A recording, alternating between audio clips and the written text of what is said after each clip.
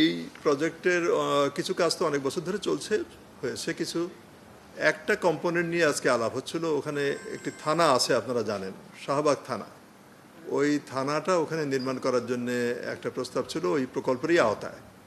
তো এটা যেহেতু একটা গুরুত্বপূর্ণ জায়গায়, গুরুত্বপূর্ণ একটা প্রজেক্ট, সেই জন্যে এখানে বিস্তারিত আলোচনা হয়েছে। আলোচনা হয়ে কিছু সিদ্ধান্ত হয়েছে যে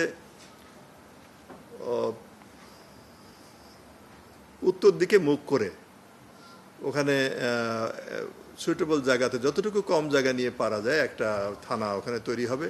ওরা কি অভিজ্ঞতার সম্মুখীন হয়েছিলেন সেই বিষয়ে আলোচনা হয়েছে। আর সর্বশেষ আরেকটি জিনিস আপনাদের উল্লেখ করতে চাই যে সম্প্রতি জুলাই আগস্টের ছাত্র গণ অভ্যুত্থানের সময় বেশ কিছু মানুষের উপরে যে অবর্ণনীয় নির্মম অবস্থা তৈরি হয়েছে, কেউ কেউ জীবন হারিয়েছেন, কেউ কেউ তাদের সারা জীবনের জন্য হয়তো বিকল হয়ে গেছে, তারা পঙ্গু হয়ে গেছেন।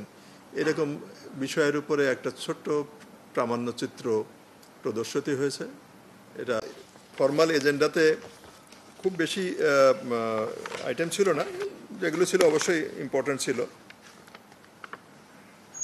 তার মধ্যে একটি ছিল সোহরাওয়ার্দী উদ্যানে মুক্তিযুদ্ধ বিষয়ক মন্ত্রণালয়ের উদ্যোগে একটা প্রজেক্ট চলছে, আপনারা সকলেই জানেন।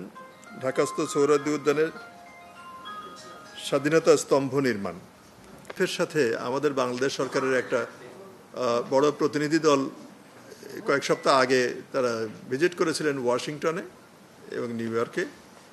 ওই ভিজিটের উপরে একটা অবহিতকরণ ছিল। আর সর্বশেষ গত সপ্তাহে আজারবাইজানের বাকুতে জলবায়ু সম্মেলন, বিশ্বের যে বড় একটা সম্মেলন হয়ে থাকে আপনারা জানেন, আন্তর্জাতিক জলবায়ু সম্মেলন, সেই COP29, সেখানেও আমাদের ডেলিগেশন গিয়েছিল। তা এখন যেখানে থানা হিসেবে ব্যবহার হচ্ছে যে জায়গাটা, সেই জায়গাটার অস্বাস্থ্যকর, ওখানে কিছু গাড়ি, পুরনো গাড়ি, বিকল গাড়ি এবং জব্দকৃত গাড়ি ওখানে ডাম্প করা হয়, আপনারা জানেন। তো এটার নান্দনিক অবস্থা খুবই খারাপ, সৌন্দর্য রক্ষা হয় না। তো ওগুলি সরিয়ে দেওয়া হবে এবং ওখানে ফুলের যে মার্কেটটা আছে সেই মার্কেটটাও একটু পুনর্বিন্যাস করার চেষ্টা করা হবে এই প্রকল্পে।